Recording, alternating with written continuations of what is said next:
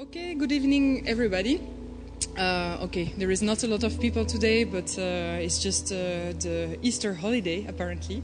But anyway, we have very interesting projects to present tonight. We first have projects by Unfold. They are, how do you say, a designer collective based in Antwerp.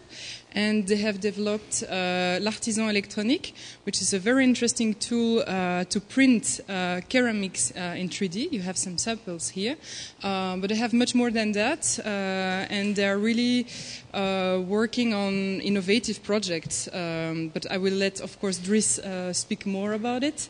Then we'll have Corneel Cannaerts, who is actually a designer.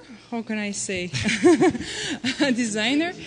Yeah, as an architect, and designer, exponentially. And he took part here in a project called Generator X at iMAL. It was a workshop, an exhibition last February.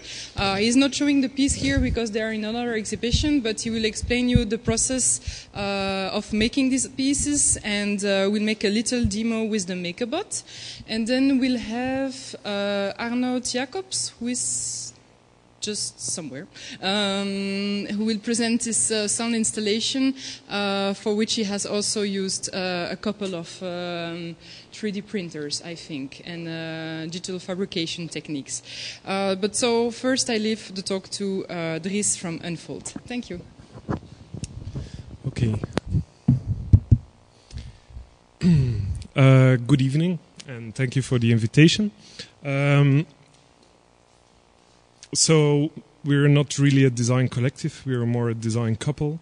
So Unfold is basically myself and Claire Varnier, and we work in a kind of a networked organization. We often collaborate with people, and so we're kind of a morphing company.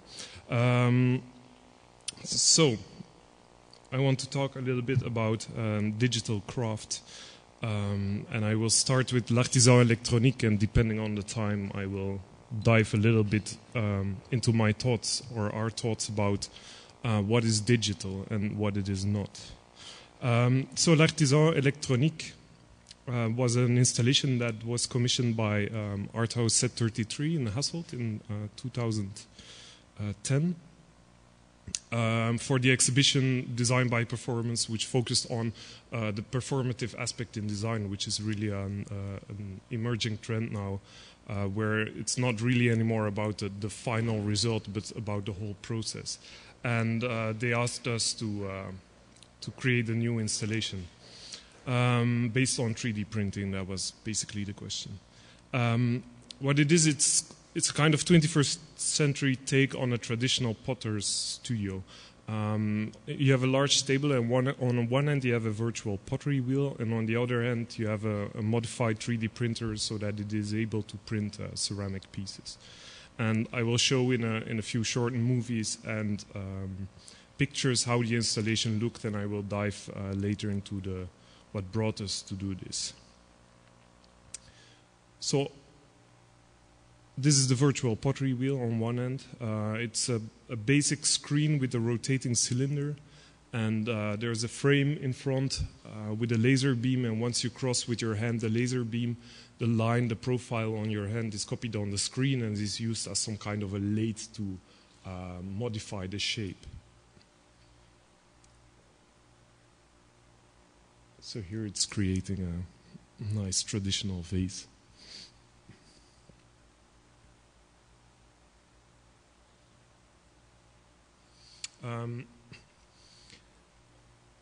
On the setup, there's two arcade buttons. You see them not there, but on the left they are there, and which allows you to save and to reset the file. That's about it for the interface. Once you save a file or an object, it's saved in our database, of which we have around, I think, 25,000 objects by now, and the last couple of objects are projected on the wall in some kind of a grid, and we select the files and that we print on the ceramic printer. So the ceramic printer is actually what started this whole project. It's based on the open source RepRap platform, and we modified, and it's a continuous research, we modified the printhead so that it was able to extrude porcelain clay layer by layer into objects. Here you see a print and the nice défauts that you have happening in the middle. This is a bit fast forward how the printing process goes.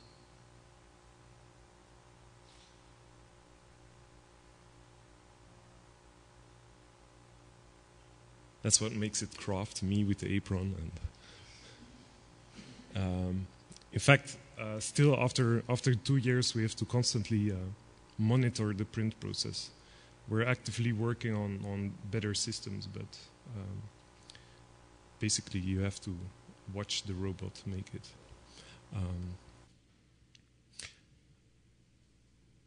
I'll let it finish.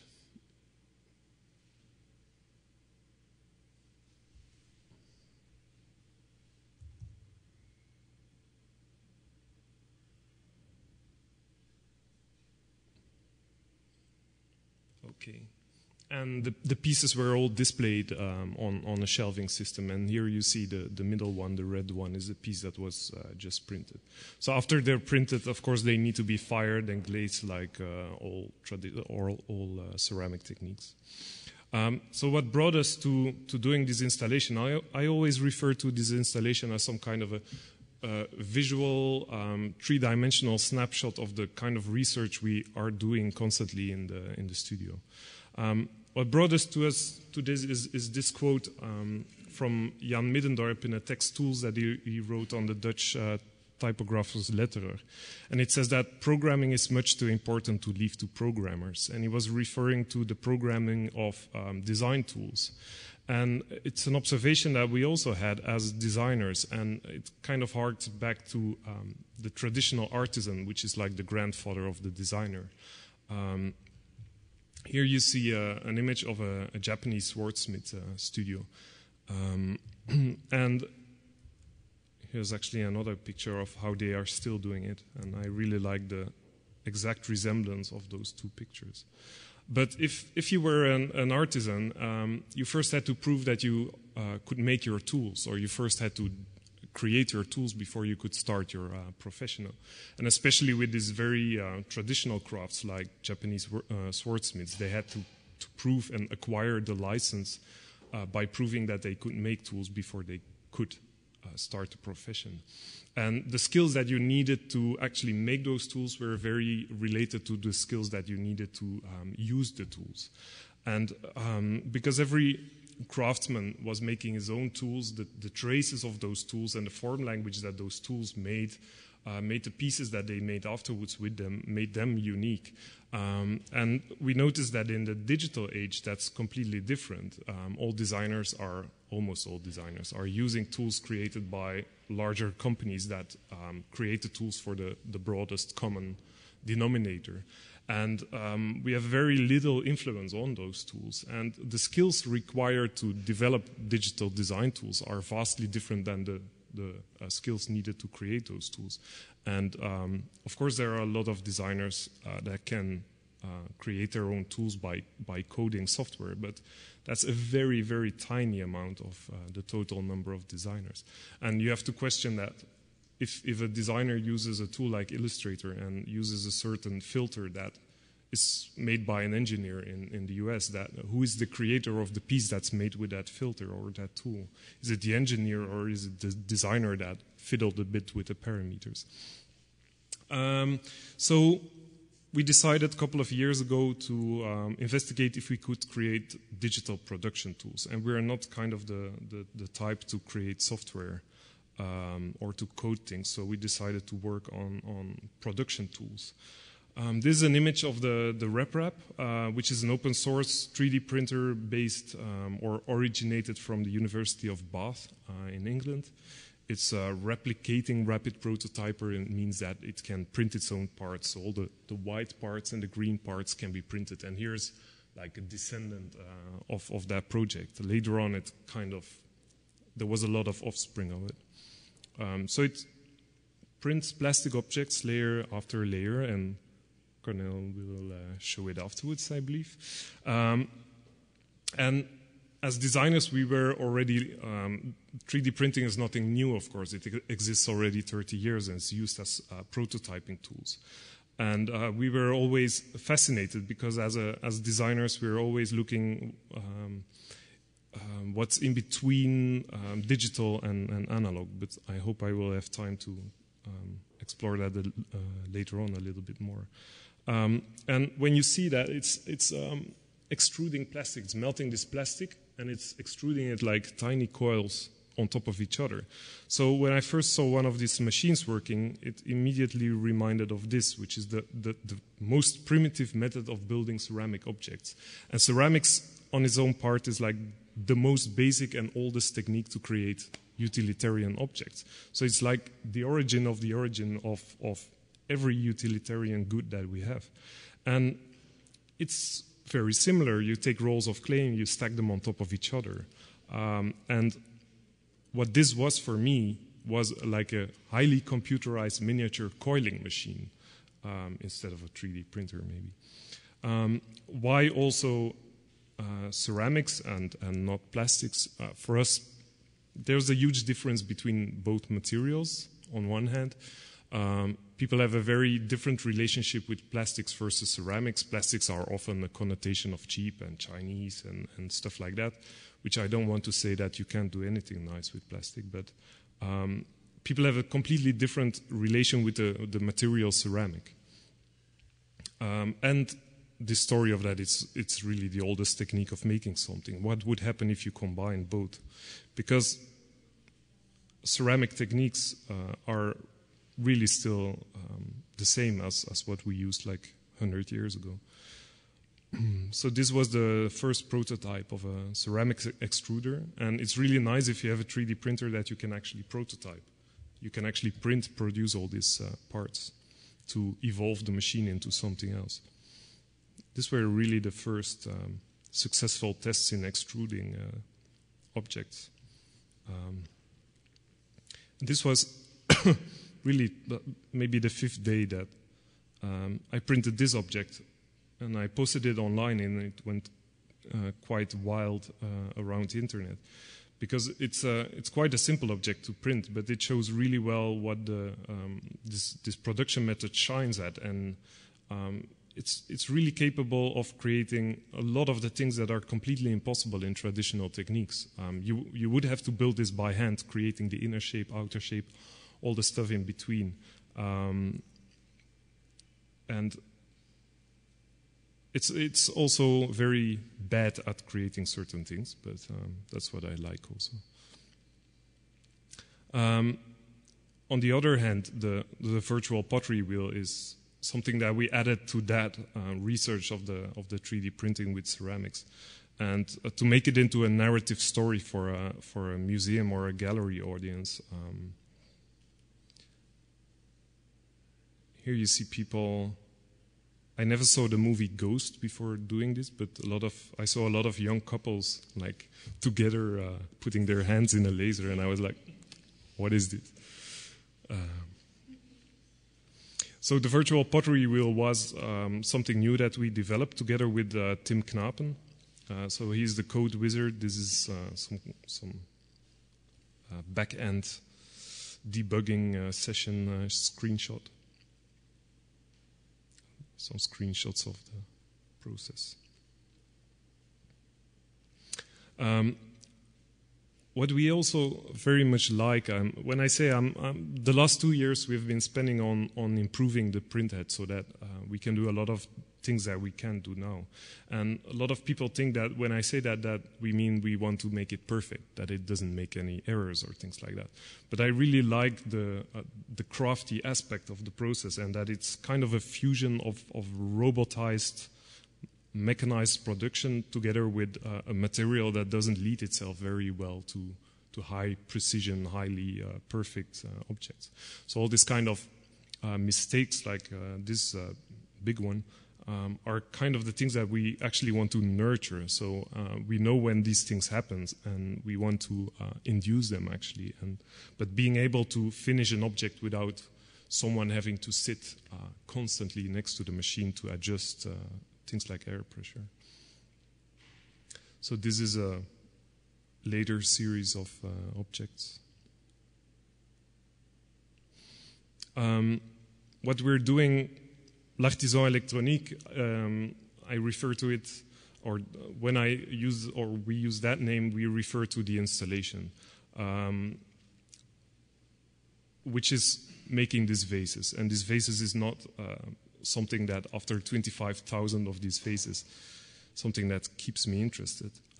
So we're continuing to explore what is the form language that this machine leads to.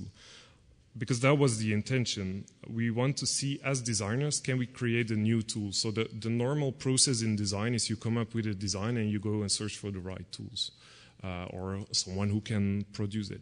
But here it was kind of the opposite. We first wanted to make the tool, and then we see what happens. You know, use the tool and abuse the tool, and where does it fail? Where does it lead to interesting things? And what we found very interesting was first the traces of the making process. When a potter throws a potter on the wheel, you see the fingers in the pot. Then you have two schools. You have the ones that take all the traces away, and you have the school that leaves them. And I think here we are in the school of leaving the traces. So we have all the traces in those objects. You see the traces of the building up layer by layer. You see the traces of the digital making process, which the resolution of the scanner, we made it deliberately low that you could see all those polygons, but like subtly in the shapes. And the little mistakes and stuff like that. In the end, we started referring to the process of 3D printing in ceramics as stratigraphic porcelain. Stratigraphy is like the earth layers stacked on top of each other over the ages. And that's also another, if you look at these objects, they have some kind of an immediate feel of history in them. They don't really feel as new high-tech things. They feel more like fossils or artifacts or stuff like that. So the things we're doing now, this is quite very simple because a lot of people want to buy small things. This started out as a little test to see where the polygons are kind of dissolving or just interesting and not over noticeable, or how do you say? It's not about the polygons. It should just change the shade on the objects. So these are little experiments. And also diving a lot into this old material etchings and drawings. I have to move away. I can't to read the name of the... But this is 1500. It's really impressive to see all these perspective drawings and geometric research that was being done at that time. And I really like, sometimes you have a little chicken or a donkey, but here in this case it's this little stool that just serves a reference of scale. On the other hand, so what I just said, when we first saw these prints, they immediately referred to us as fossils and ancient artifacts. So we started looking at cut-throughs of plants, organic materials, stuff like the Ernst Haeckel sketches. I especially like if you see a tree, you see the bark and it has a certain shape. But when you cut through it or through a plant, you see that there's a complete inside structure that actually gives the bark sense. That's why it has that shape, or that's why it looks like it is. It's because the inside structure is forming the whole thing. And these cups are just a shell. And what we're looking into now is how can we make objects that are not built out of a shell, but are built out of a structure that gives it its shape and its form and its integrity. So looking at stuff like diatoms. It's also Ernst Haeckel. So these are the tests that we've been doing the last couple of months. So you see structures that are built out of more structural aspects, double-walled, folded things. And also there you see a more, it refers a bit to these old neck pieces. The first objects we're presenting in 3 weeks in Milan, so I will not show them here. But they're a combination of a shell that turns into a structure and back into a shell. So these things are just experiments. It's actually done by two lovely interns that we had, and we try to keep all the diameters almost the same so that we could stack them on top of each other and make little tests. We also developed together also with Tim, because we don't see this as it's not a 3D printer for us. It's a 3D drawing machine. It's a 3D weaving machine, something like that. Traditionally, all the software you have, and Corneel will also talk about this, I believe, treats it as you have a 3D object, and then you slice that, and the software fills it up and does a lot of things, but in the end, all that should matter is the outside. That should resemble the 3D object that you put into it. But we want to control it on the line level, and that is both aesthetically and because we need it, because ceramics is something else than plastics. So Tim developed this little application called the G-code stacker, and I always show the icon because Tim is also a designer by training, and so I think he spent like 5 hours doing the icon. It had to be right. And it scales also very well. So also on 16 pixels, it looks good. But I guess that's nerdery. But what it does, it's very simple, because I'm not a coder. I tried it my whole career to learn it, but I just don't have the mindset for it. And I believe that you either have it or you don't. And if you don't, then you shouldn't try and just work with people that can. But I want to find a workaround somehow. And basically, these are vector paths, and I knew Illustrator very well. And that draws vector paths. So if I always say, like, if your teacher says that Illustrator is for 2D, then you should not believe them.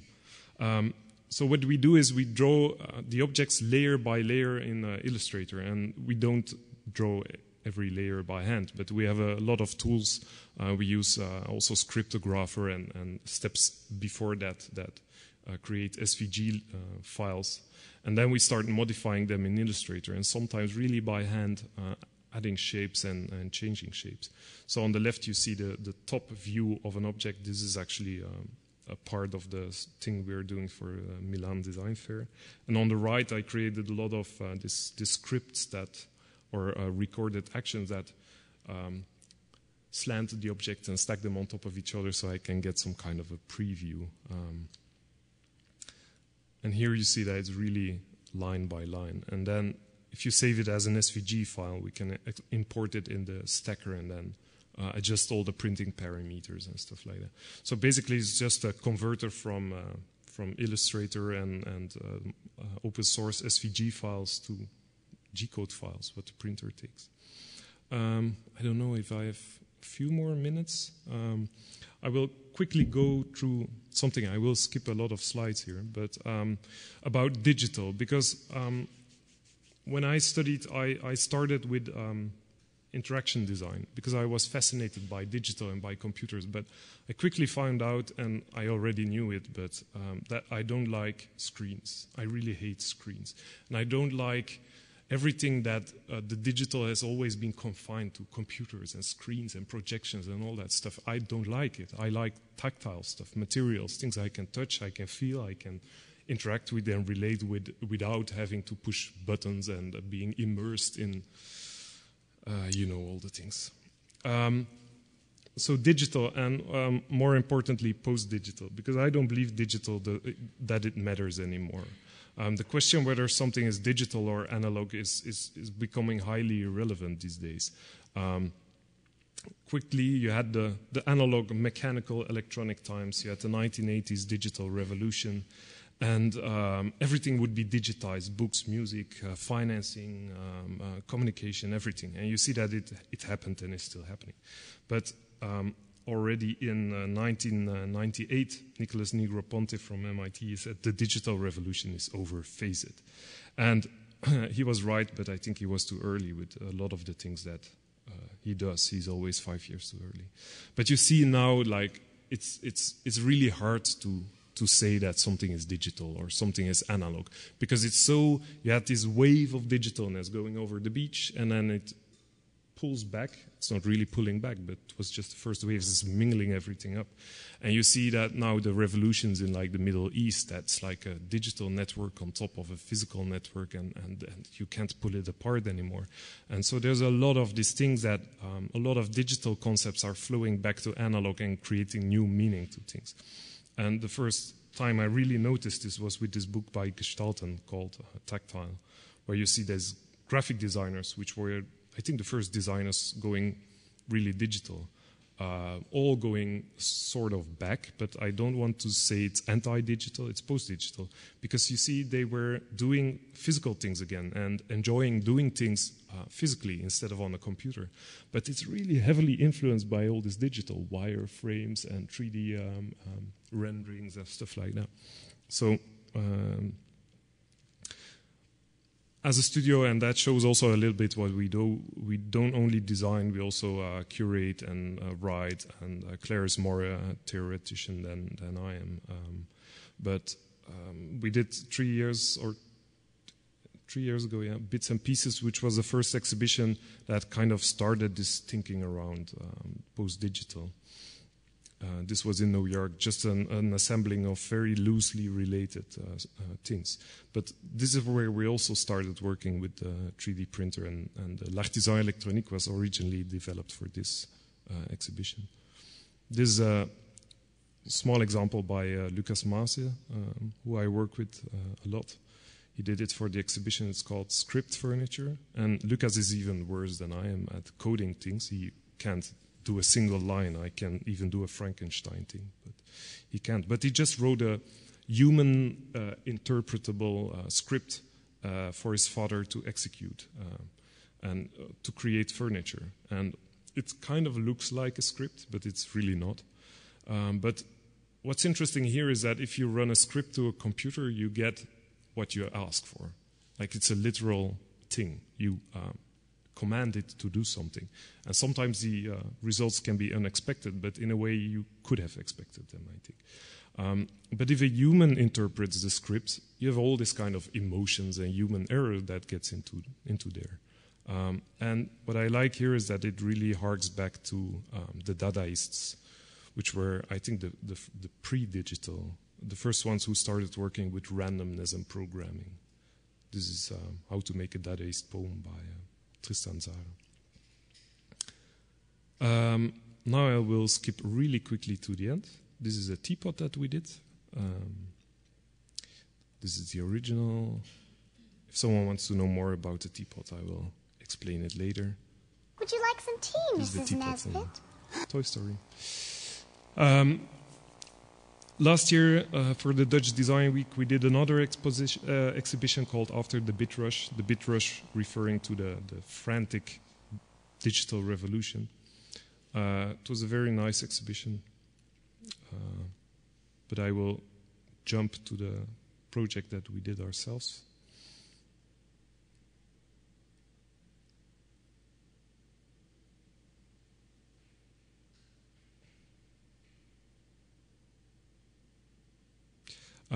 Kiosk, and that's the last thing I will show. And this started when talking about, when we did L'Artisan Électronique, starting to think about the future of design and manufacturing. And Kiosk is visualizing physically a near future scenario in which this kind of machines, $1,000, its prices dropping rapidly, are so ubiquitous that we could see them on, like, in the style of a New York hot dog street vendor stall, appearing on every corner. And so what we did is we built a kiosk, a mobile bicycle with a 3D printer inside, a scanner, recycling methods, etc., etc. And what we try to visualize is what happens if design objects are traded and exchanged as digital files, you will get the whole thing again, but different, that we had from the music and the business. People will, movie business, people will start appropriating things, modifying things, hacking things, changing things, for worse and for better, of course. So this was the first sketch on how it should look like. So this is the kiosk, and we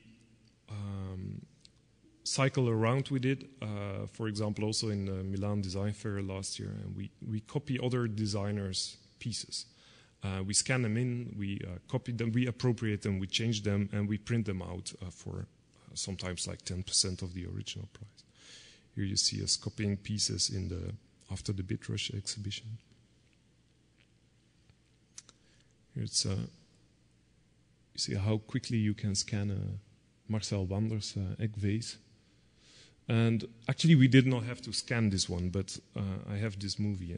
But the nice thing is we started, for us this piece is a conversation piece. It's clearly pointed towards designers, because we noticed that designers are really not busy with this scenario. It's really again sticking the head in the sand. They argue that the quality is not good of prints and stuff like that.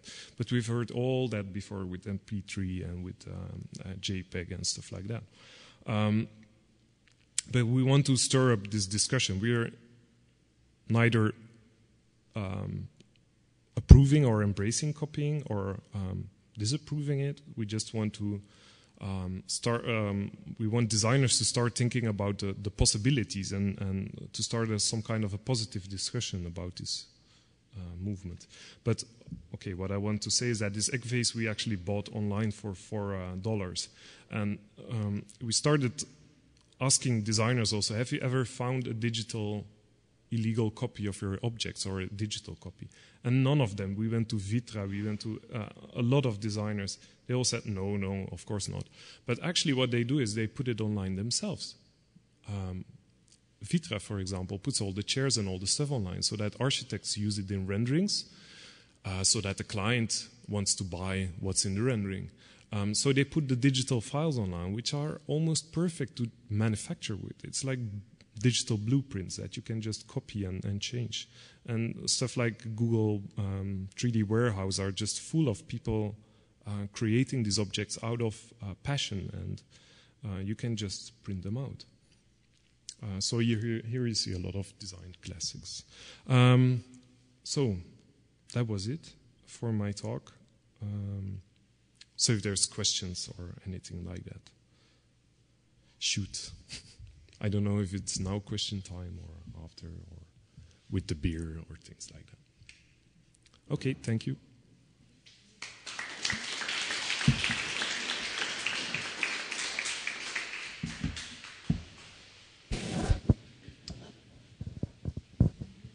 So are there any questions for Dries?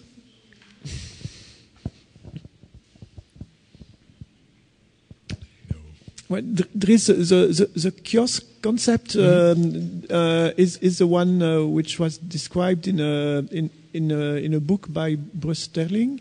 Yeah, that was a funny one because it was Bruce Sterling wrote an article about it in the Domus magazine, and because we loosely based the project on his short novel called Kiosk, and then we made the kiosk and he started writing about it, and it was like a cycle of appropriation where we were copying him and he was copying us and stuff like that. So it was I think the object became an object of itself again. So that's like the link with Bruce Sterling, and I think. But you made it as a real working object. Yeah. So that's the whole. For us, it was necessary to put it in this working in a working object. Otherwise, it doesn't work as an object. It had to cycle around. It had to copy pieces, and it's far from perfect because it takes long to print stuff, and it takes actually the scanners that we use, we've had 3 now, they always fail in messy environments. They need controlled light and stuff like that. But it's there, and it starts to show people what can be here in a couple of years. And it's interesting that if you put it somewhere in the street, you see just the average man in the street comes up and they say, like, it's brilliant, you have to put this everywhere, and we will print things and copy things and stuff. And no one of the general public says, like, oh, but this is illegal, because they're used to this kind of thinking. It's only when a designer comes that they are like, this is Hella Jongerius, this is Alvar Aalto, this is not yours. So it's only a very limited amount of people that are concerned. And I think this is something that we should be aware of and concerned of, but not in a protective way. I think we need to find new ways of working as designers, and kind of embrace the possibilities also. And so there's a danger on both ends, I think, of this story. But the worst thing you can do is stick your head in the sand and think it will never happen. Yeah, the designer is just to evolve and things differently. I think we have to stop worrying about the final object and have to think more about, and that's also the research we're a little bit doing, that it's the virtual pottery, for example, it's a design tool. It allows people to design their own pieces, but it's so simple. That's one thing, but it's also very limited. You can't design your own cupboard in it or your own house in it. And the language, all the objects, if you put them next to each other, they're all a family, and they're as much our aesthetics as they are the aesthetics of people. So I think it's like this. You have to create frameworks and tools that people can use and can. I really hate the word customize. Choose a color and stick a kind of shaped handle on something, but I think it should be playful. That's something I find important, and that's also what you see with the pottery wheel. People start to. It's a game. The rules are simple. People test it, they see what the kind of the framework is of thinking and the rules, and they start to explore the boundaries. Little boys, they start to crush everything and start to, as rapidly as possible, take everything away, and girls are like with one finger, like takes half an hour to... And you see this whole range of things, and people start doing things that we also never imagined. Start making spiral stairs and stuff like that. So, yeah, that's kind of for us, it's also exploration, and it will lead in years. It will take years to do certain things. But as a designer, of a new type of designer, where indeed what you design is a framework, a set of rules, which indeed, when used by the people, are going to generate objects, but these objects are recognizable because they are made with their rules, so they have your style in a way. Do you consider that they are still your work, or that they can be copied again? Well, it's like a little bit of us and a little bit of the person that made that object. But if you put them all together, you see that it's unfold. I think the form language is clearly belonging to our aesthetics and stuff like that. But do you also share the tool itself? It depends a bit, because most of the time, yes, all the development we do on ceramics we share, and because also we need to do it, because typically this was reserved for large companies and universities. And by doing it open source, you get it's slow, but you get a lot of people jumping in and co-developing. So, like the tool heads, there's a lot of people working with us on it, on and off, and some things are bad and some are good. And some tools, like the G-code stacker, for the moment, we use it as an internal tool because you need this little head start. Because we're not the fastest designers also. So sometimes when we put something online, someone else is quicker than we are with using the tool. And So we put a little delay on some things. But I think that's also how MakerBot and people are doing it. Like it takes a while before they really open up everything and share everything. But in the end, there's only something you can gain from it. So speed is important.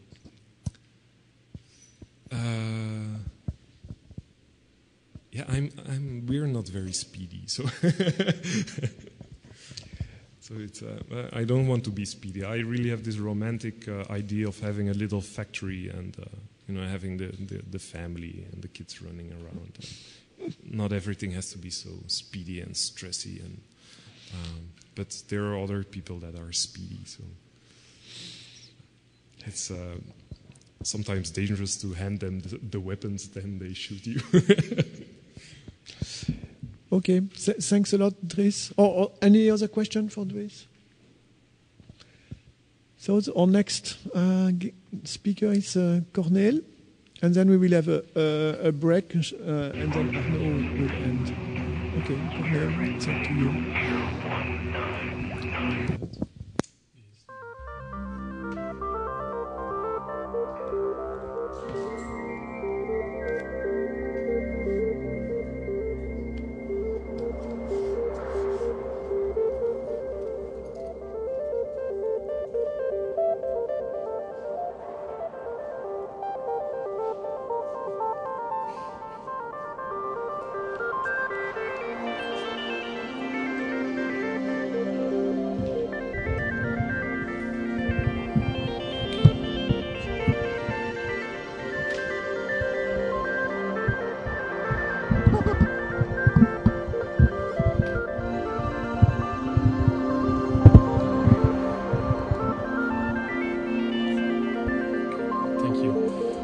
I think my talk has quite some similarities or some similar topics as the previous one, but there are some differences as well.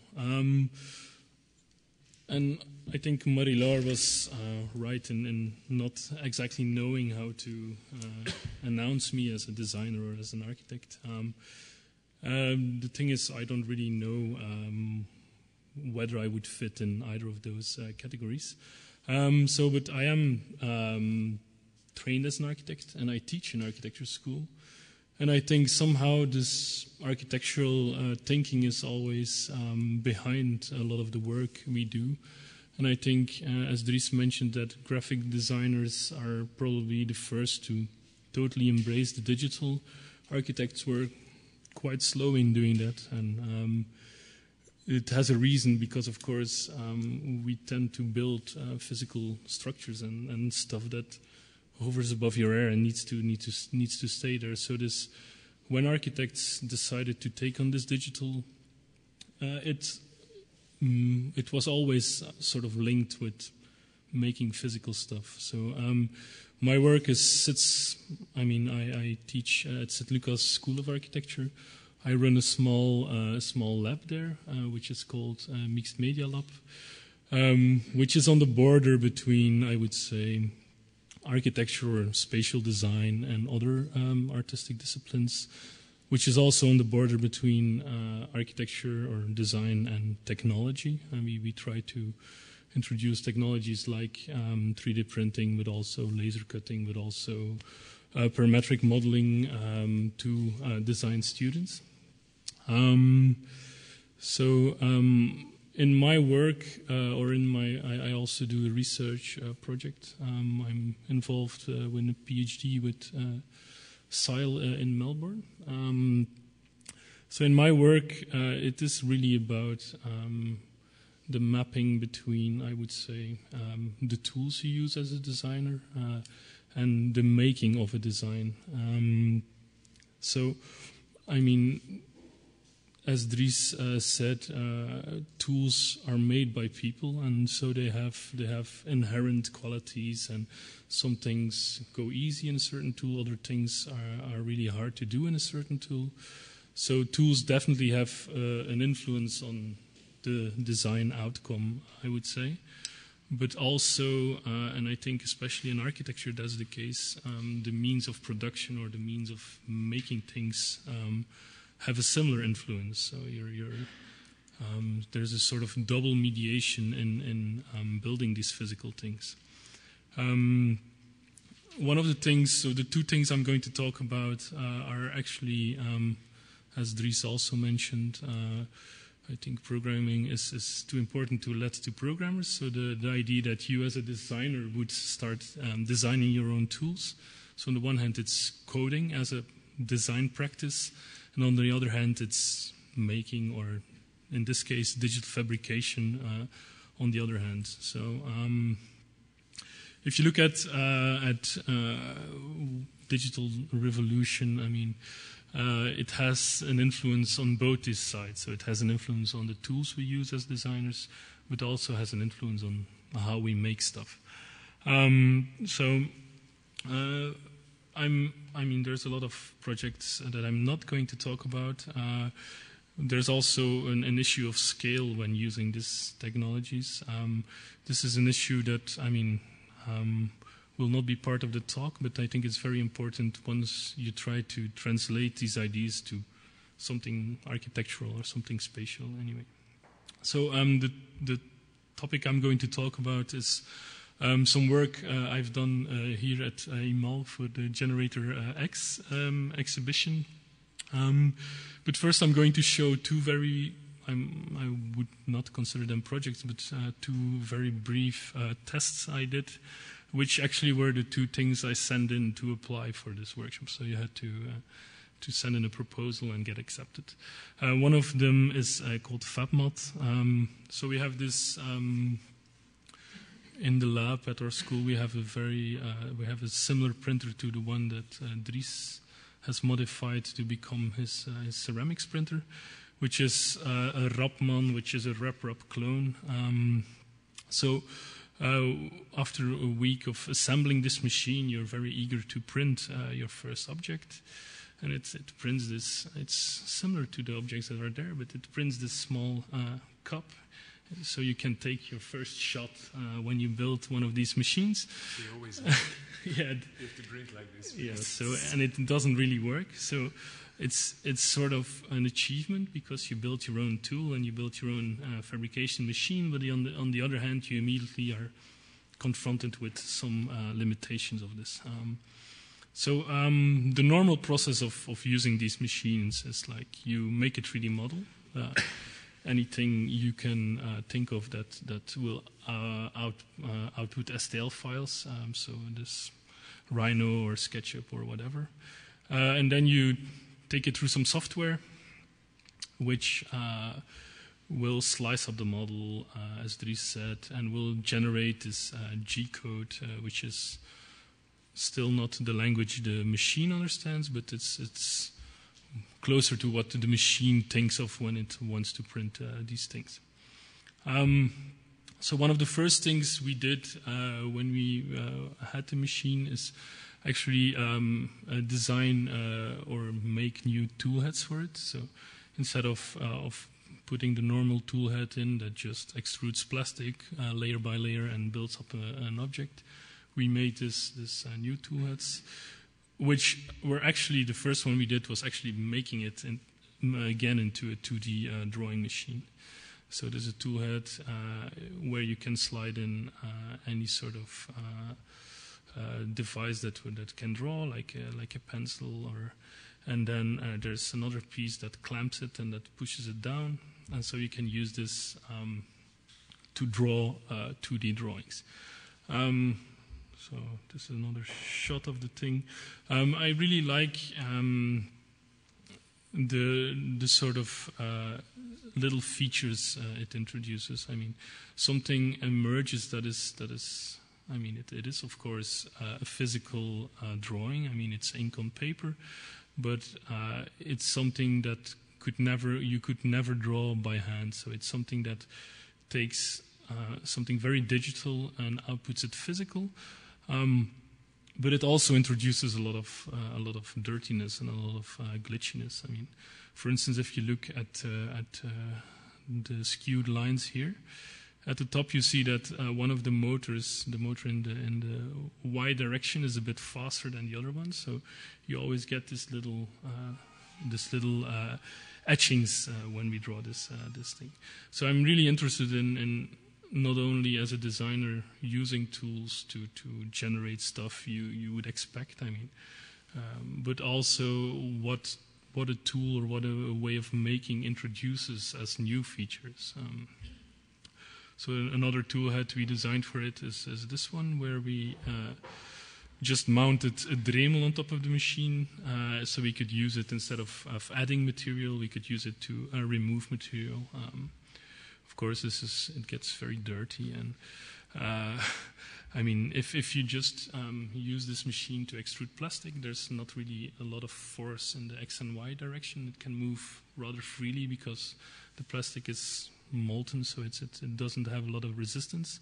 But once you start milling with it, of course, it has to cut through material. So we also were ruining our belts a bit by doing it. But what I like about these machines, I mean, they're cheap, but they're also open. I mean, they're literally open. You can literally see the thing moving.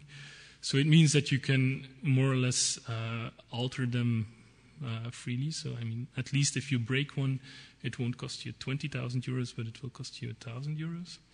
And they're quite easy to repair. So that was some of the first experiments we did with them.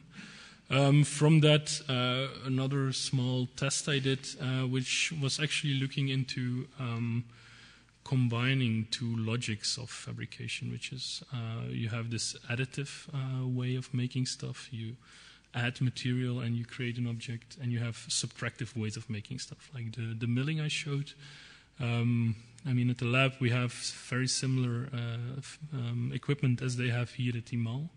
So we have this 3D printer, which is the low-cost, cheap version, and then we have a laser cutter, which just cuts 2D sheet material. So this was a lamp that is based on a script and processing. That's the main language I use for developing this kind of things. I mean, I think I might have a code head, but I'm still. I mean, processing is probably the least painful way to learn how to write code. So for me, at least, it works somehow. So this is a very simple generative script which generates these low polygon shapes, and from the script it will output this. Corner pieces as STL files, and it will flatten all the faces and more or less arrange them so you can cut each of these. Again, once you start using this, or once you take a digital model and you make it physical, some stuff emerges that you would not, I mean, you could anticipate, but I did not really anticipate.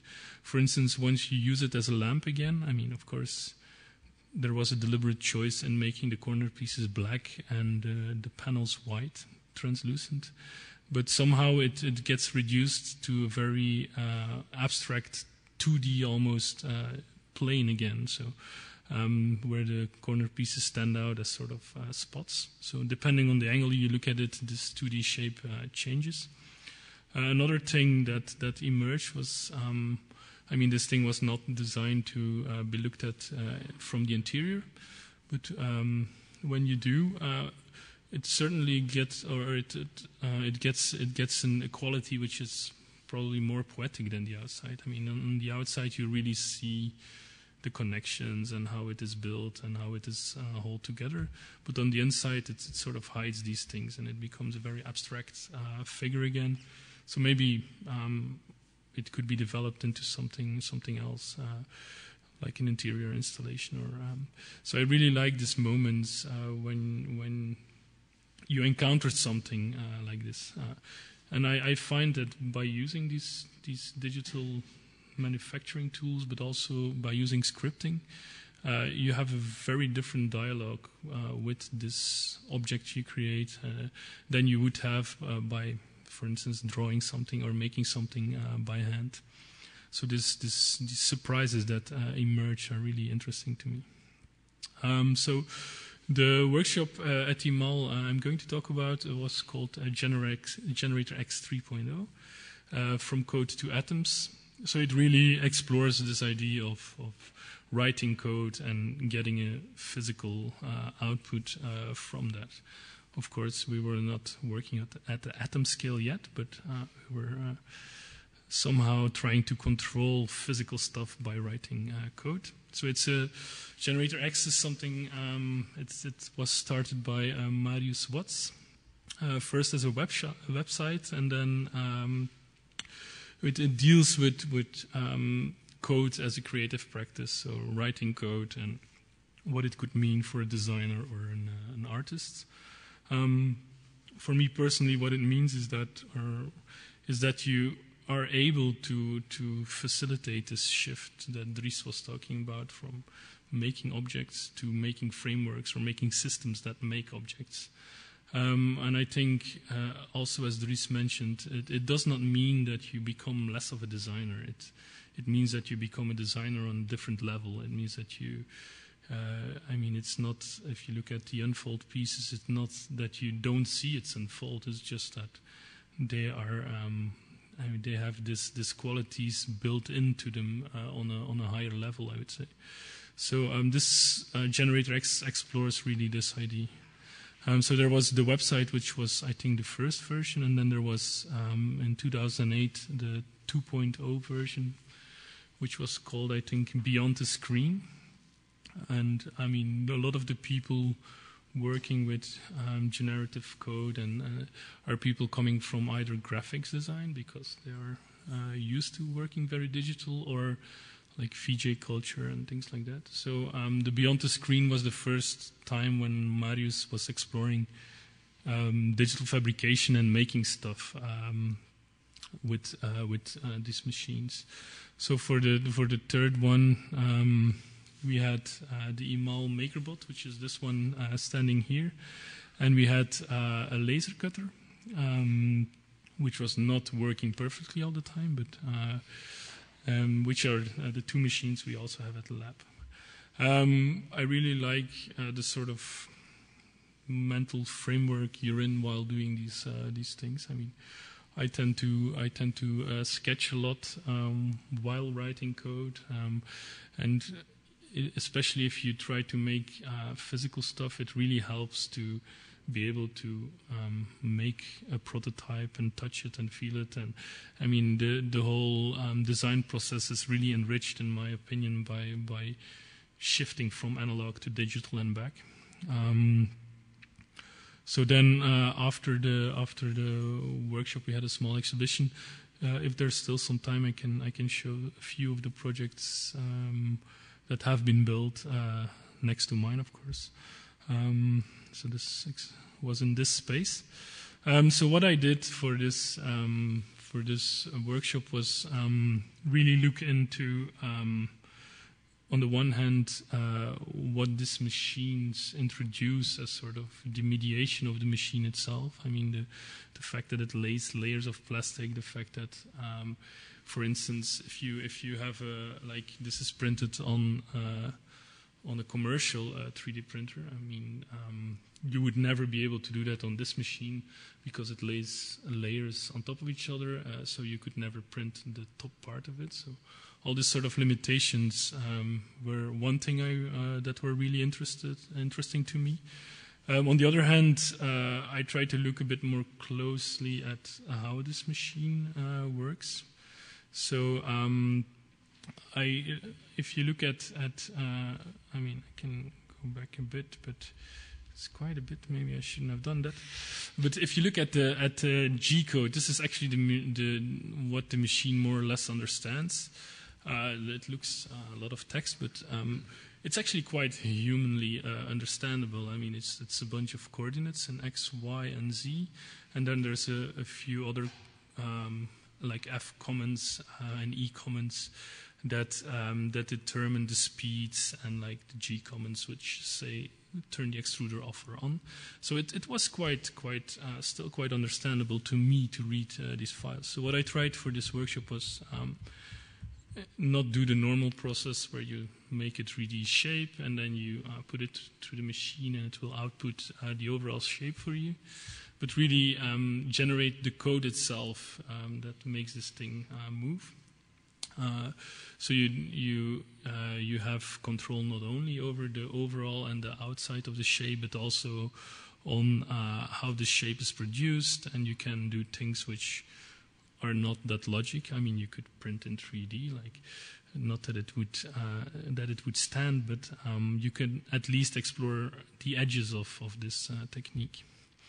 So here are a few samples which are the first tests I did. I mean, the works that are in the photos are being exhibited in Liège at the moment, so we don't have them here.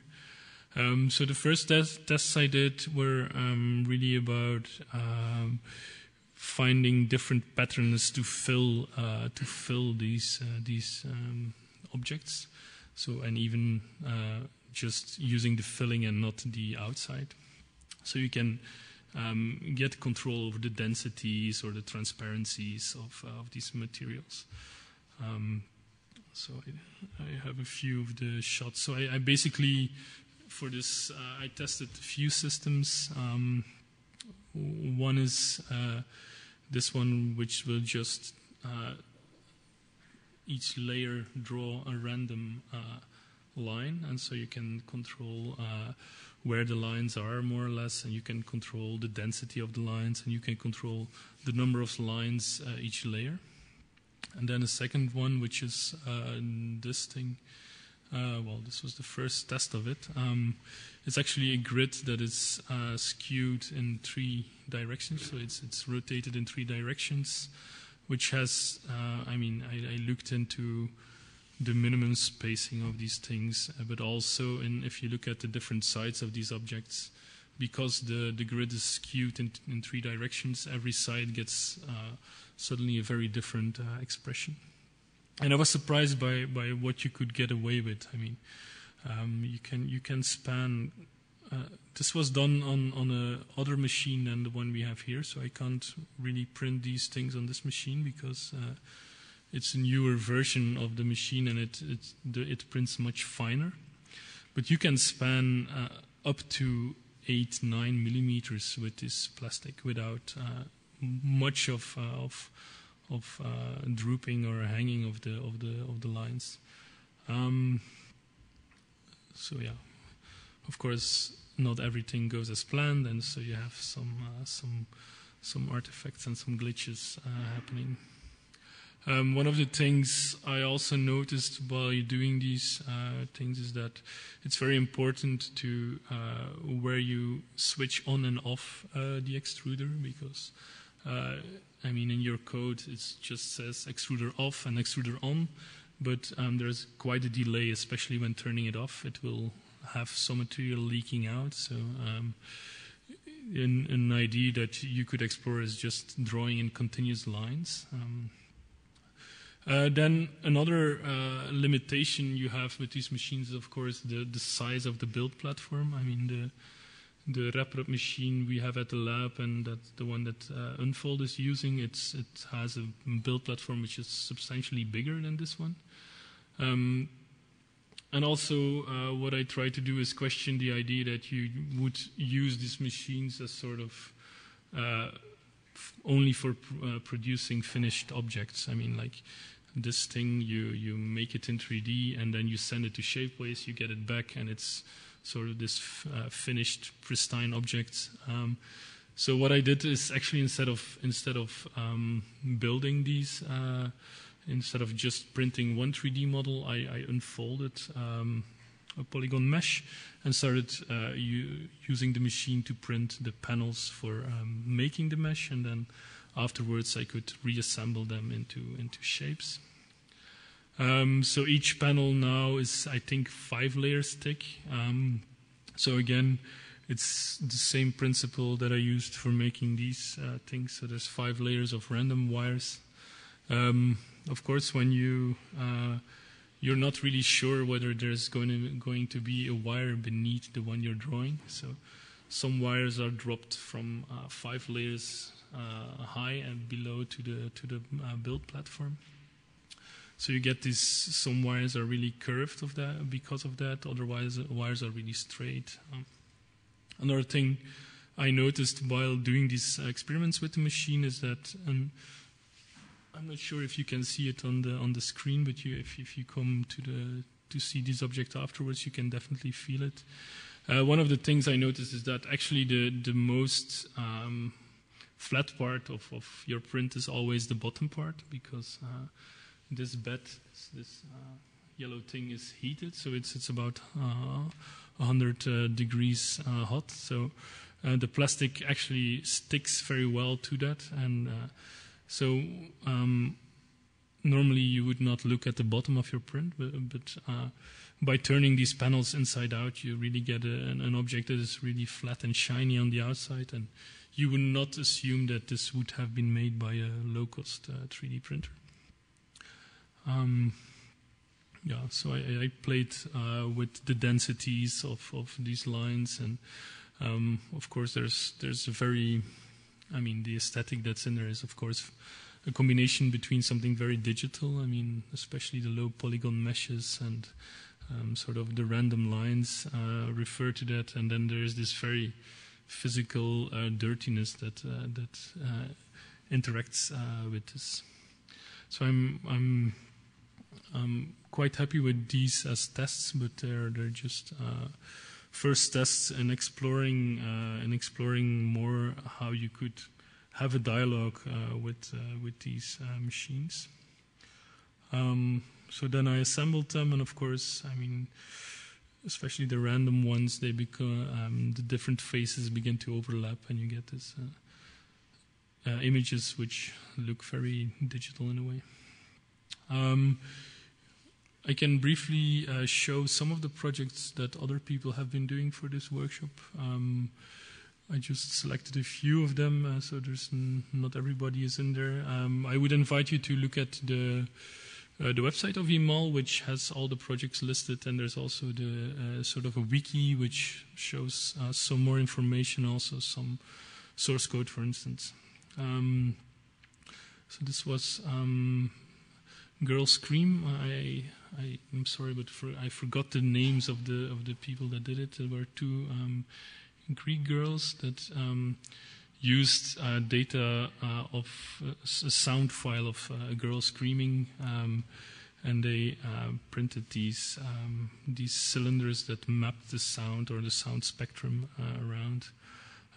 They also flattened this 3D model again, and they used the laser cutter as a drawing machine to show this sort of screamy wave. Then there was a project by Stéphane Perrault, I think. If you will go to toilet, this one is still hanging there, so you can still see it. It's actually it's a visualization also of faults in landscapes, and it's a very fragile thing. It's cut in one line, and you get this. It's cut all the way through. So actually, it's one piece of wood, but it feels really, really fragile, and the light shines through in a very peculiar way. Then there was a project by the guys from Antwerp that develop notebooks. Frederik, I forgot his last name, but they used the elections that are coming up in the United States, and they mapped certain political ideas of all the candidates in a series of heads. But maybe as a data visualization, it's not that clear to see all the things. If you looked at them separately, it was. But I really like the fact that they made something 2D into a really 3D object, and by projecting through it, you get a really sort of idea of an X-ray scan of this head. Then there's a project by Bert Balkan and Ingrid. He was really looking into also data visualization. Bert is also one of the guys which I, together with Jan, who is here, with whom I run the Processing Ghent events, which I will talk about in the end. There's some other data visualizations. This was actually, I think it's the iMAL website, and it's a year-long the web traffic or the Google Analytics that are being 3D printed. So you can see the spikes where certain events were announced, and I know we're of course not on it, but I must say that this one was not printed on the MakerBot because the detail was too fine. So I'm not sure what the cost was of printing this one, but it will be quite substantially more than using a MakerBot. This is a project by Frederik van Houten. Frederik is a guy that has written a library for processing, so he's really making tools that are used by other designers. I think about 80% of the people in the workshop used his tool to make their shapes. So, what he visualized is the causes of death in Belgium. So you have age groups as one axis, and then each axis represents a certain cause of death. So when you die, there's a number being written on the form, and then this is what represented here. So you can see certain cause of death that emerge or that happen a lot with old people or with young people. Probably the fact that Frederik works in a hospital during his day job will explain why he would visualize that data. Then there's a project from Matthew Plummer-Fernandez, who, similar to the kiosk thing, works from 3D scans. So he scanned T-set, and then he used also the Frederik's library to do some twisting and some noise events on the meshes, and then reprinted them. So, I mean, there are some limits to these machines, but I was quite amazed to see the amount of overhang he could achieve by doing this. I would love to see something like this in ceramics, but I don't know if it will be possible. Another project which was definitely one of my favorites is the one by Julien Dessoif, which uses a very simple technique of pop-up folding, but in a very clever way, I would say. So he looked at what makes such a pop-up work and really understood the logic of it very well. So in order to have something pop out, you always have a fold somewhere in your paper, and that fold can generate a block that appears from it. But once a block appears, it also generates a new fold on the top, and that can generate new blocks. And so he really during the week started to get to know this principle inside out. So it's cut on the laser cutter from one sheet of paper, and then you spend half an hour trying to fold it. So this is the sheet of paper. It comes from. He also used it to make this small business cards, and then you fold it. He has had a system in place where he could distinguish between valley folds and mountain folds, and it was quite a clever piece of code. Then there's last project is by Jan van Tomme, who is also here, who looked into sort of the resolution or the resonance of both the laser cutter and the 3D printer. The laser cutter has as a printing device, it's something which is very different from using like offset or like inkjet printing. It's the resolution of it is much higher. So what he did was he generated two 3D shapes, which are based on an earlier work of his, which mutates from a circle to a certain more flourish shape, and then he flattened the whole 3D object into this 2D drawings. What I really like about it is where the lines overlap, because the laser is actually just burning away material. You get a very different. If you just overlay lines in Illustrator or Photoshop, they just become one thing. But if you burn and burn and burn again in the same place, you get a very different materiality. So. It showcases this was actually 3D prints of the same object, but it showcases this sort of translating from a digital thing to a physical thing and what emerges there. So the last thing I want to talk about is that we do believe in code heads and designers that code. So we started a little community in Ghent, which is called Processing Ghent. And we try to share. We have 2-month meetings where people present their work and share what it means to write code as a designer. So it started at about 1 year ago, I think, in TimeLab in Ghent. So it's this thing, the relation between what you draw, what you generate, and the systems that are behind them. So we do share source code. We are quite nerdy in a way. But we're part of a larger community which is called Processing Cities. It started originally in Paris. I think I attended the first Processing Cities workshop in Paris, and then Berlin was the third one. We were the third one, and now it's spreading globally. So I do believe in not only making tools, but also sharing these tools. And I think the digital allows us to do a lot of this stuff, which has very deep repercussions on how you meet physically and how you share work. So next meeting is the 26th of April in Dock in Ghent. We're still working on the lineup, but most of the times we have like 2 small talks, and then we do sort of a hands-on workshop or question thing. So,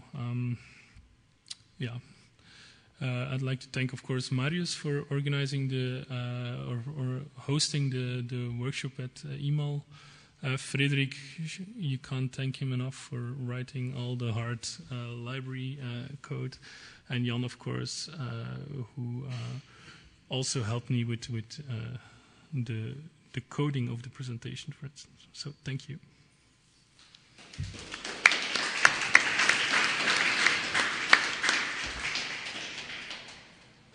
I'm briefly going to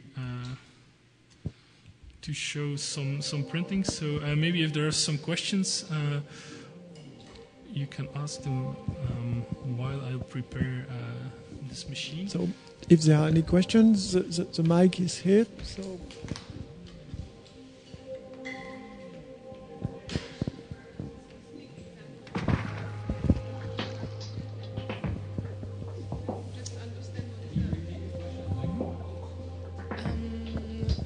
Like to see the specific connection between code and object. Okay. How it, the input and output. Okay, I can show you, of course, some code, but it's I don't know if it will make much sense. Just get introduced into the team, and yes. I would like to understand what is the proportion between. I can show you, for instance, how I generated these objects, right? So the code itself is quite extensive, and there's a lot going on. Even in libraries and under the hood. So the thing with working in 3D is once you go in 3D, it becomes quite complex. But I can maybe just show you the principles of how this thing works. So this is a mesh generated in processing using the eMesh library. So basically what I do to generate these panels is first unfolding it. So each of the faces of this I think it's a geodesic dome, which is sort of distorted, but gets projected onto the build platform. So this is the square just represents how big I can go in the print. So I can scale this up. I can rotate it, or I can move it to fit on the square. And then actually the G-code, what is going on behind the screens is that you generate a random point inside this triangle, and you shoot a ray which bounces against one of the sides, and you do that a number of times, and so the line just bounces around. I'm quite happy to show you what is needed to make this all happen, but it's like a crisscross between Google Sketch and the Quartz Composer for me. Well, no. Well, in Google SketchUp you actually draw stuff, and you for instance, to make the first mesh, what I need to do is let me see if I can find this.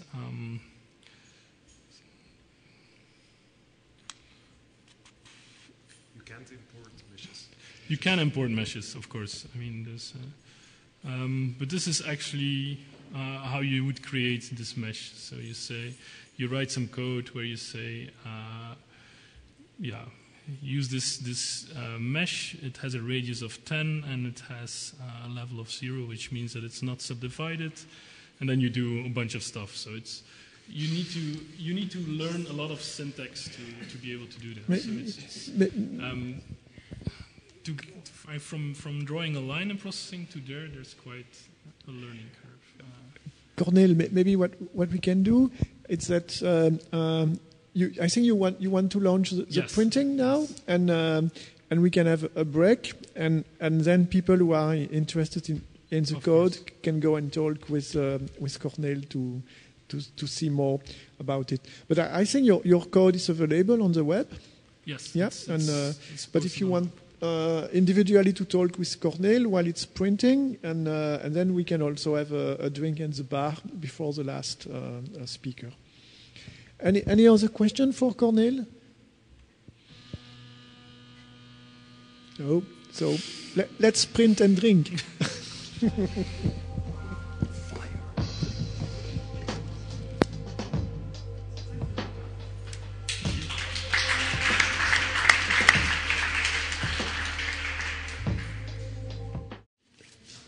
So we have our last speaker tonight, Arnaud Jacobs, who's going to present his project Miniatuur. Okay, so I leave you with Arnaud.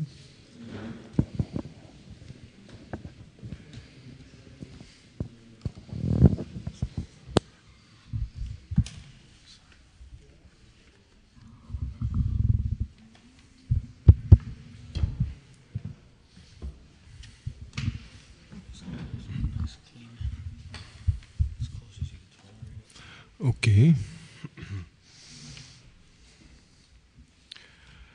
So, hello. I will talk about a project that is partly done with also rapid fabrication. So this project is a sound installation, and it's called Miniatuur.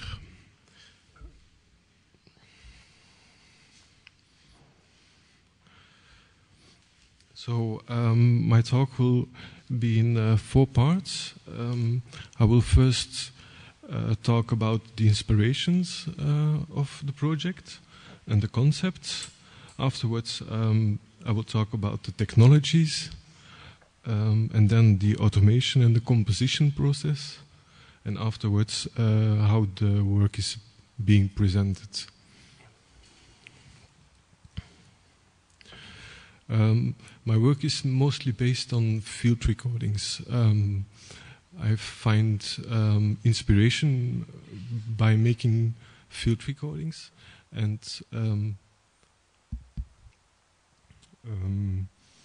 mostly when I make field recordings, I get some ideas that help me to develop installations and also to visualize and to think about how phenomena and how sound is being how sound is changed by the environment. So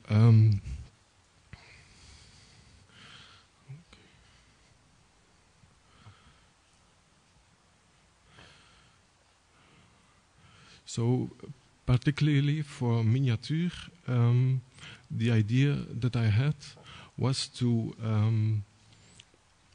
kind of find a way to recreate an environment, a sonic environment, and to find a way to have some dynamics and to have a work that can change in time and in space. So for this, I went to Spain. I made some field recordings there, and I had some good recordings there because I recorded wind sounds, and the idea was then to work with these field recordings. Normally, when you record wind, you have a lot of turbulations, and it's very difficult to make recordings of wind in a very pure way. And so in Spain I had very good spots, and I found a way to make these recordings in a very pure way, and not to have not to need to use windshields. So I had very pure wind recordings. Yeah. So if you listen to the everyday environment, what is very important to know is that when you listen to the sounds, you hear the environment of the space, and you hear the noises and so on. But what you also hear is the phenomena that affect these sounds. So, for example, when you listen to a train passing by, a very distant train, what you will hear is the train passing by, but you will also hear the phenomena like air pressure that changes the sound. But you will also hear the winds and Doppler effects, for example, and that changes quite radically the sound of the train. I will just have a sound of this.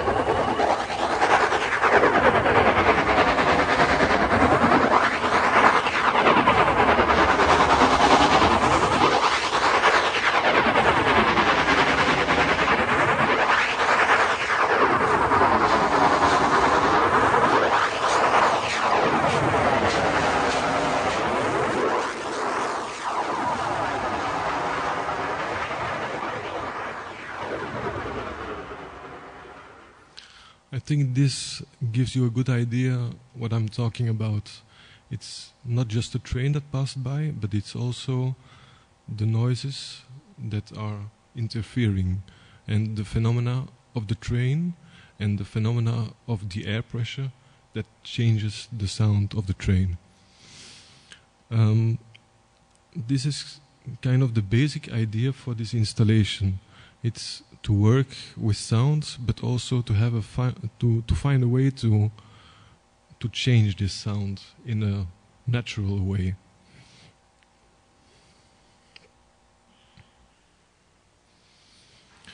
So this installation consists of 25 little sound objects. They are all dynamic, they change because of a rotator that is placed before the speaker.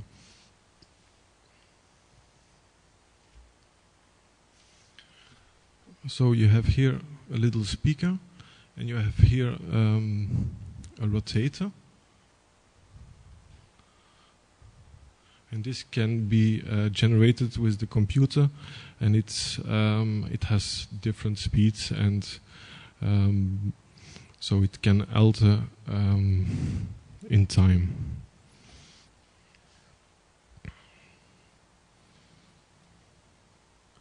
I will show you a video of the installation, and then afterwards I will talk more about the technologies.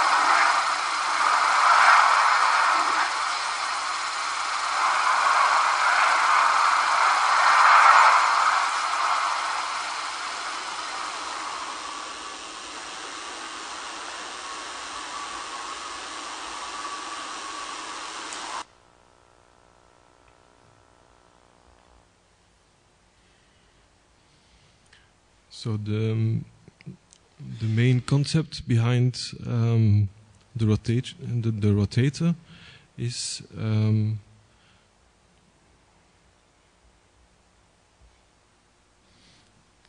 the idea of the Leslie speaker. This was invented in the 1940s by Don Leslie, and it works like this. You have below and upper, you have two speakers. The lower is more for the bass sound, and the upper for the high frequencies. And this kind of speaker was used in Leslie, in Hammond organs, and it was produced to have a very distinct sound. I can show you a short fragment.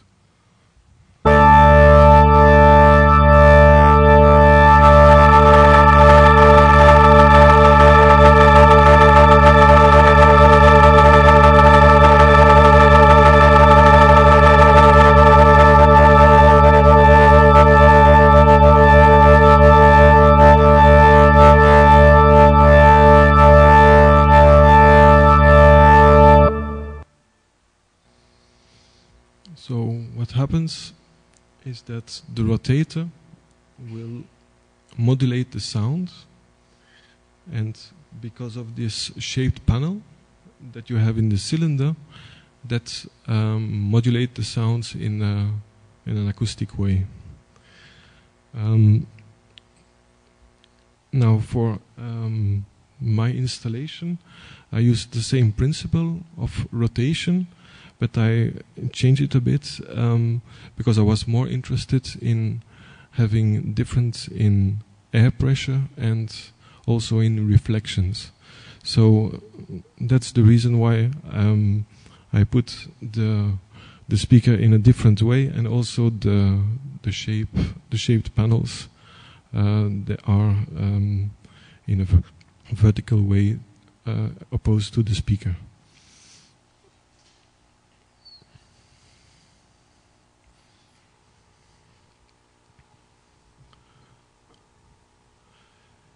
What is interesting also is when you have 16 of these objects, the faster they rotate, it changes dramatically also the impression where the sound comes from, because this manipulation of the sound gets somehow reflected so fast that you don't become aware of this, that the sound comes really from this speaker. This is an important side effect of the installation. And also another side effect is because I used a lot of sound of winds for this installation. What also happens is that the faster they rotate, they also give an idea of movement and change of air pressure, and you also feel it when you are looking at the installation, and you also feel really the change of the movement in the air inside the installation.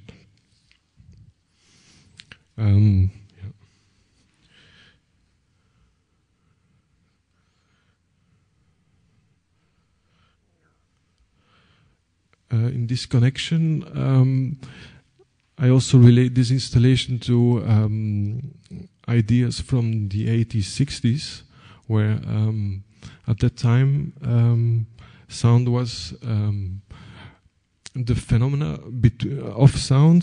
They were researched in a way that is very radically very different from now, because at that time the electricity was not so common. It was the beginning of the electricity, and so the research had to be done in a very different way, and everything happens in a very acoustic way. So the people, the researchers, they had to find different ways to visualize sound, but also to research the phenomena that affect sound. And this, for example, is a really simple installation, but it's very, very strange because you see the waveforms. What happens here is that wind is blown into the little heads, and because of this rotation, this gives the sound.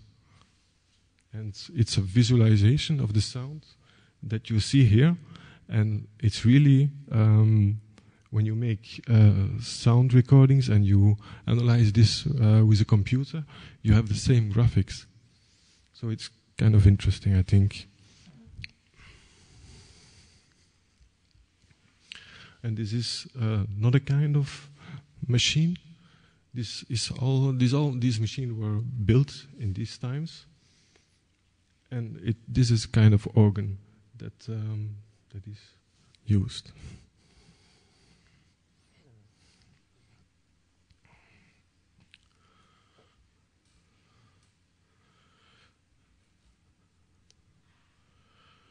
So for the technologies behind this installation,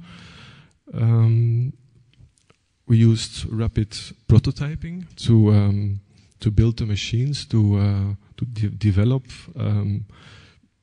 these objects. So we had different goals. We had to make a sound object that is as quiet as possible, because the rotation cannot make any noise, because the noise has only to come from the speaker.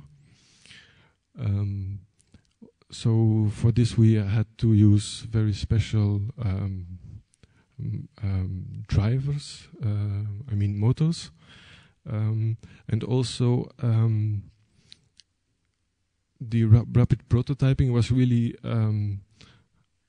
a good way to work with this, because we made some different prototypes, and we could develop the shape for the sound, for example, and also the mechanics on how a ball bearing is connected and so on.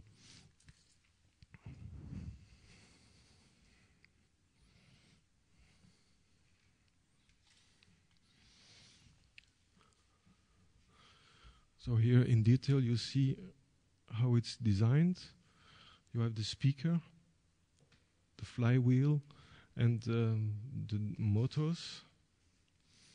This motor is also very special because it can change speed from 1 to 5,000 RPM very quickly, and also what is important is in this installation that it can be very slow, because the slower it gets, the more you have the idea and you hear also the effect of the change of the sound. So the electronics.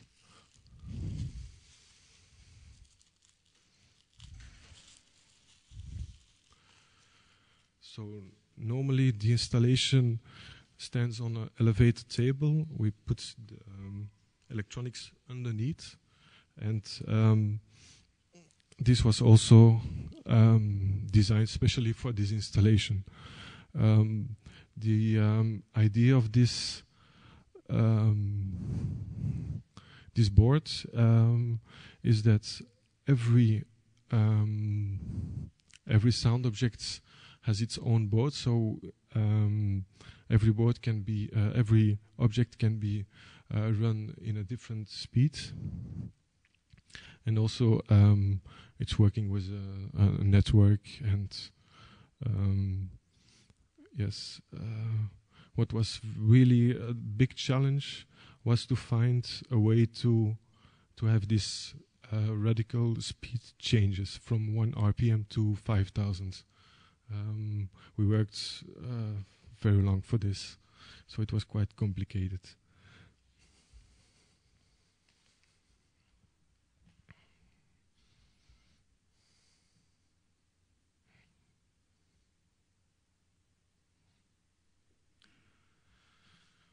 The next part is the automation and the composition process. What was important here was to have a direct connection between the sound and the speed changes. So what you see here is on the top you have the waveform, and right below you have the rotation curve. And this is quite important to make the composition, that to have a direct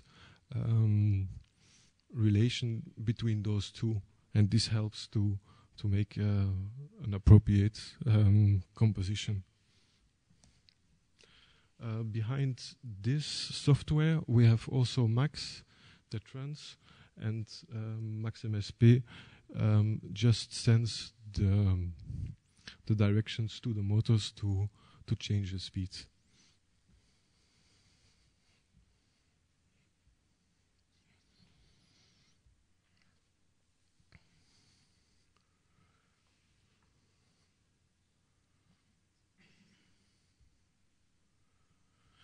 So for the presentation, the first presentation we did was to have the installation its own space, and we have 16 little towers, and between this is something that you don't see here, but between the objects there were different objects that just make a movement without any speaker. And the movement created like a wind turbulence.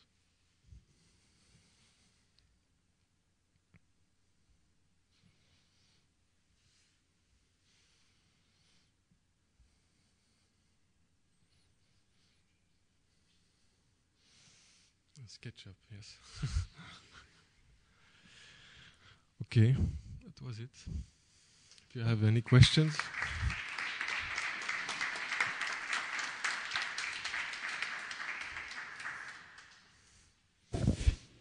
Thanks a lot, Aernoudt.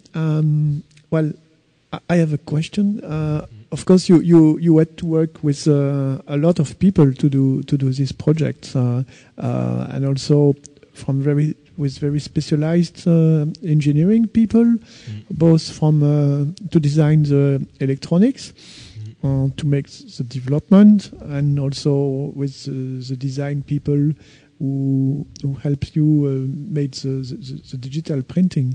Yeah. And how was this collaboration with so many specialists? Well, it's a working process. First, I have a very good relationship with the guy who makes the electronics. So it's really important to have a good idea on how it should work, and to have someone who can really develop something like this, because the biggest challenge here was, like I said, this speed change, and this was quite difficult because these little motors they can only work with some kind of information that they get, and it's because it's like 3 axes, for example, and to get them at the speed of 1 RPM, you need to give information, and it has to be monitored, this information. So this information has to go back and forth to this board, for example. So this was one kind of challenge, and also, for example, for making this object, I worked with different people. First, I worked with the Fab Lab in Leuven. They, for me, it was completely new to work with 3D fabrication. And for example, they could really explain me very well how the relation is between the software when you make a design and the process when you have to print it. So this relationship between various programs needs to be well tuned, for example. And this was, for example, something that I didn't knew. I just knew you can make a beautiful 3D and I hope that it comes out. But for example, the first one was that I sent to Shapeways. They sent me something back and it was completely bent. It was I was really shocked that they dared to give me something back like this. So I never worked with them, but I will work with them later. But it was just my error. So I didn't know that I had to check some things before to send something. So FabLab Leuven, they explained me this process, and then afterwards I worked with Materialize to make this final piece. But this was also by making two errors. I mean to have two different the thickness, for example. All these things needs to be well tuned. So this means also that it was because you had to work with two different companies. Not first a university lab, FabLab Leuven, and then it was not satisfying, and then you had to go to a commercial company, which is of course one of the top one, but the most expensive. Well, actually, it's not really. It's expensive, but it's also an expensive process. It's an expensive material, and actually working with FabLab was very well. We did a very good prototype, but they don't work like that. They don't fabricate for me 16 of these things. They are a research based entity, so they only give time for developing something, and afterwards with my project I can go somewhere else to have it actually printed. But for me the first idea was also to buy a MakerBot and to make it in MakerBot, but I was really scared when I saw the things that came out of it. I thought, and I think it was the best idea to not use it. But for me, it's also the next step for it is to make it much more simple, the object, and to find a way to open it up and to find a way to make an open source of this kind of, but with the same principles. But you can make much more simple little objects. Did you work a lot on the geometry of the blade of the rotator? Does it have a lot of influence on the sound? Well, this is something also for later to develop more, because there's actually a very strong correlation between the shape of the panels and the sound that you will have afterwards. So this is something that I will research later. But for example, this type of shape, we did two different, and this was for me the most sounding, the best sounding one. But you designed the objects yourself? Yes. Yeah.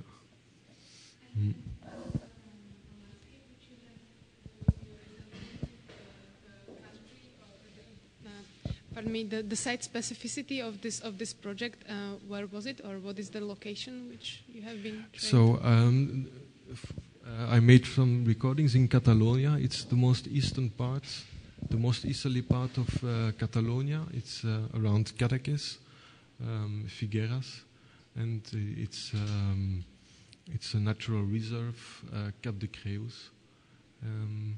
It's a very nice spot because it was very quiet there, and I was amazed by the silence in this area.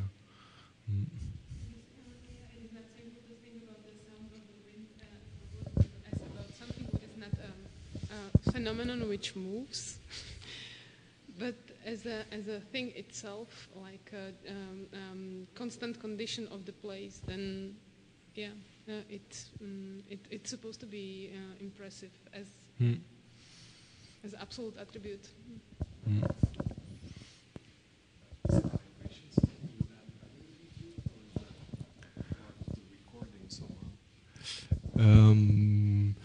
What you heard, that was just because of the movement of the rotation. So I didn't add anything. No, so but I mean adding by the physical vibration. Yeah, it's something you add manually. It's not something that is physically recorded. I don't know, measuring the wind speed or something. Or no. It's something that I compose. Yeah. Okay. Yeah. That's the right word. Probably. Okay. Recording to different microphones. It's the recorder is a sound devices. It's a recording that is used mostly for filmmaking, and different microphones, mostly stereophonic microphones from Sunken. I can give you more details if you want. Yeah.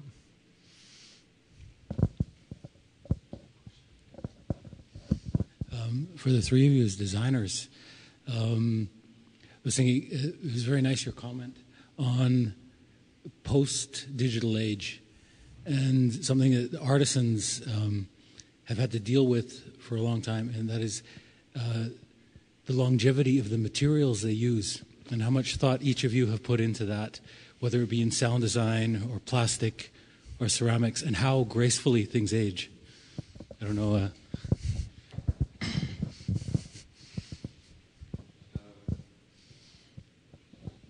But if you put that in the ground, it will last for centuries.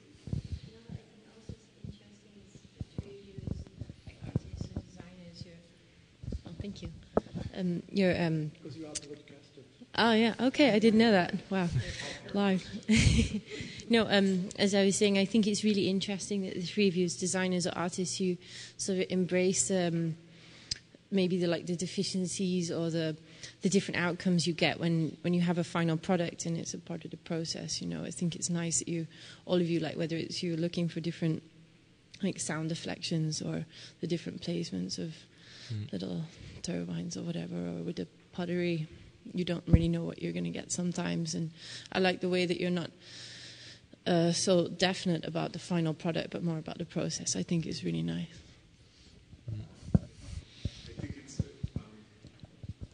I think with all three of the projects, because I imagine also for you, you can only know what it is when you plug it in and run it, right? There's no... Yeah, sure. Yeah. There's no rendering maybe or something. You have to do it. Also, with you write the code and you have to run it. And I think that's what makes it also very craft-like in a way, that it's like you design while you're doing it. You do it and you change things, and you're constantly evolving the thing by doing it for real instead of by sketching it out or by...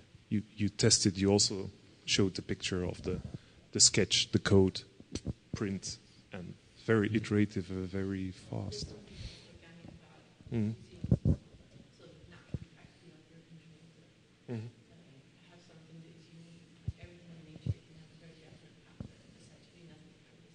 Mm-hmm.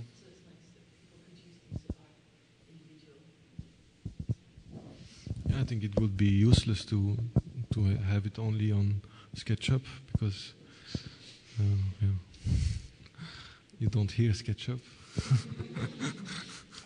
But now you are at, because it's such a complex and long process, and now you have your instrument. It's only now that it's ready, and so probably you go to the next step, that is compose with it. Yeah. For the opening, the day before the opening, the installation was barely working. So It's always. It was only the weeks after that I really worked on the composition of it. And now that the electronics are really like they have to work, it's the next show will be the days before. I will really work more on the composition, because now I can have very slow rotation and very slow modulation. So that will be, I will be very happy to do it. And when is the next show? In June somewhere in Belgrado.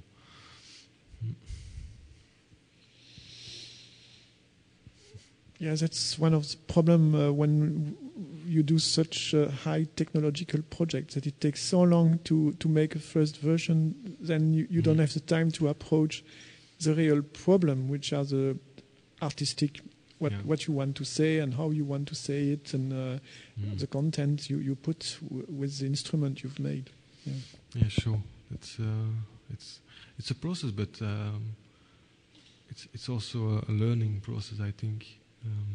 How to work on new projects that helps, and I think it's just a normal way to work.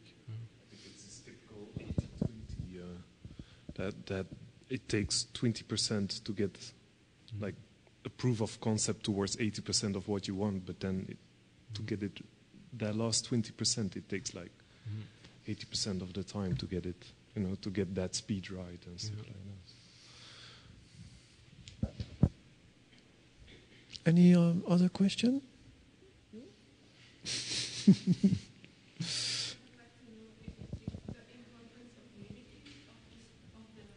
Given landscape was higher for you, or rather the sound itself? Have you been thinking about like something the documentaristic value of your transports from the certain space to installation, or have you been rather thinking about the impression of the quality of? Well, once the installation is there, it's something completely different than what I had imagined. So the idea of this reinterpretation of this landscape or something like that is something that becomes more vague, and for me it's much more about the awareness of when you are making a recording or when you listen to sound. It's more about that than about this really idea of making something identical or something like that.